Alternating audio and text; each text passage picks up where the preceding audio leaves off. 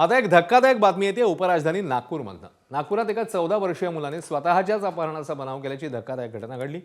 धक्कादायक बाब म्हणजे वेब सिरीज पाहून त्याने एक कृत्य केले। या चिमुरड्याने असं का केलं, बघूया हा रिपोर्ट।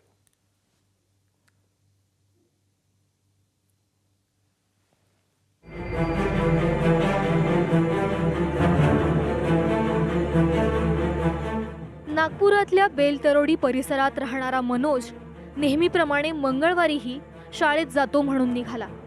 मात्र शाळा सुटल्यानंतर तो घरी परतलाच नाही। घाबरलेल्या आईवडिलांनी बेलतरोडी पोलीस ठाणं गाठलं। 14 वर्षांचा विद्यार्थी बेपत्ता झाल्यानं पोलिसांनी लगेचच तपास सुरू केला। मात्र मध्यरात्री 2च्या सुमारास मनोज घरी परतला। मात्र मनोज एवढा वेळ कुठे होता, त्याच्यासोबत नेमकं काय झालं होतं?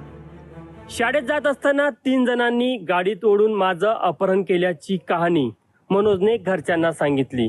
अपहरणकर्ते जेवणासाठी एका धाब्यावर बसले असताना त्यांची नजर चुकून माझी सुटका करून घेतल्याचंही मनोजने सांगितलं। आपल्या लेकराने अपहरणकर्त्याच्या तावडीतून सुटका केल्याने आईवडिलांच्या एका डोळ्यामध्ये समाधान होतं, तर दुसऱ्या डोळ्यामध्ये लेकराचं कौतुक देखील। मात्र थांबा, ही कहाणी मनोजने सांगितलेली होती, मात्र प्रत्यक्षात काही वेगळंच घडलं होतं। पोलिसांनी मनोजचा शोध घेताना त्याच्या शाळेच्या वाटेवरचे सीसीटीव्ही तपासले होते। मनोजनं मेट्रो स्टेशन बाहेर सायकल लावल्याचं सीसीटीव्हीत चित्रित झालं होतं। मनोजचं अपहरण झालंच नव्हतं, तर अजनी रेल्वे स्टेशनवरून तो नर्मदापुरम इथं गेला होता। आई वडील दोघेही कामाला जात असल्यामुळे मनोज रिकाम्या वेळेत मोबाईलवर चकवा नावाची वेब सिरीज पाहायचा। ती सिरीज पाहिल्यानंतर त्याला एका काल्पनिक बाबाला भेटायची इच्छा झाली आणि त्या बाबाला भेटण्यासाठी तो नर्मदापुरम इथं गेला। मात्र तिथं तसा कोणताच बाबा न भेटल्यामुळे त्यानं पुन्हा घरचा रस्ता धरला। जेव्हा तो मुलगा पुन्हा सायंकाळी घरी आला तर त्याची विचारपूस केली असता त्या मुलाने असं सांगितलं की त्याला काही असा भास होतोय, आभास होतोय।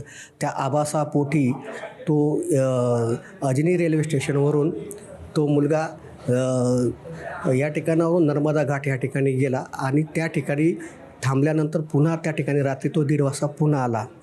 या प्रकारातून आमच्या मुलांनी सांगितलेल्या हकीकतवरून असं समजतं की ह्या मुलाला एक प्रकारचा भास होतो।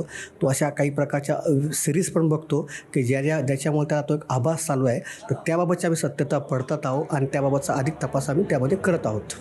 पोलिसांनी मनोजला विश्वासात घेऊन विचारपूस केल्यानंतर त्यानं सगळं काही खरं सांगितलं।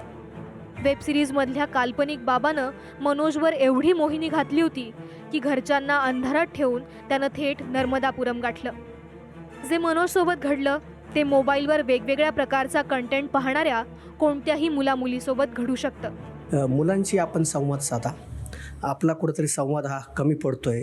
या संवादापोटीच मुले आपली आबोल होत आहे। तर पालकांच्या आत्तापर्यंतचं आमच्या असं लक्षात आलेलं आहे की मुलं मोबाईलच्या ओढीपोटी, वेब सिरीजच्या ओढीपोटी हे अशा प्रकारचे प्रकार करतात। हे प्रकार होऊ नये करता पालकांना एक संदेश असेल की पालकांनी आपल्या मिळालेल्या वेळेत संवाद साधून मुलांशी फ्रेंडली वातावरणामधून त्यांच्या काही गोष्टी असेल ते जाणून घेणं गरजेचं आहे। AI च्या युगात मुलामुलींना मोबाईलपासून दूर ठेवणं अशक्य आहे। मात्र आपली मुलं मोबाईलचा कसा वापर करतायत, त्यावर कोणता कंटेंट पाहतायत, यावर पालकांची नजर असलीच पाहिजे। नाहीतर जी चूक मनोजकडून घडली ती उद्या कोणत्याही मुलाकडून घडू शकते आणि या चुकीसाठी मनोज नाही तर त्याच्याकडे दुर्लक्ष करणारे पालक जास्त जबाबदार आहेत। तुषार कोहळे, ABP माझा, नागपूर।